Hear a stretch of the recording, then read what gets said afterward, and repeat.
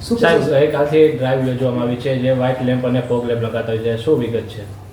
જી જરૂર, ચોક્કસ આપને બતાવી દઉં અને જણાવી દઉં કે ગઈકાલે જે ડ્રાઈવ યોજવામાં આવી હતી એનો મુખ્ય હેતુ એ છે કે રોડ સેફ્ટીને ધ્યાને રાખીને એક ડ્રાઈવ યોજવામાં આવેલી છે.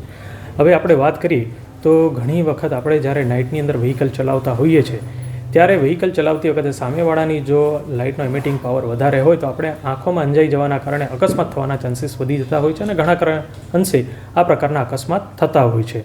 અને ઘણી વખત આવા અકસ્માતના કારણે કોઈકને પોતાનો જીવ પણ ગુમાવવો પડતો હોય છે, કાં તો પોતાનો કોઈક અંગનો પણ ગુમાવવા પડતા હોય છે. હવે ખાસ કરીને આપણે વાત કરીએ તો ઘણી વખત આ પ્રકારના અકસ્માતના કારણે લોકોના ઘર બેઘર થતા હોય છે.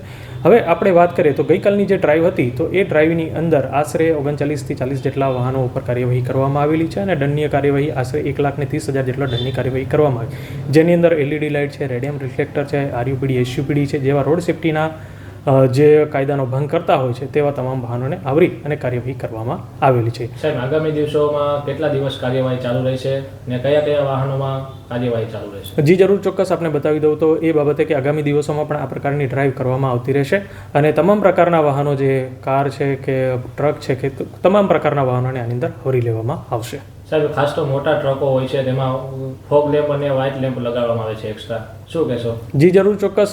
જ્યારે કાયદો બધાના માટે સરખો જ હોય છે તો એ રીતે જ્યારે ફોર વ્હીલર હોય કે મોટા વાહનો હોય તમામ પ્રકારના જે વાહનો ઉપર LED લાઇટ લગાવેલી હશે તેમના ઉપર કાર્યવાહી કરવામાં આવતી હોય છે અને આગામી દિવસોમાં પણ કાર્યવાહી કરવામાં આવશે.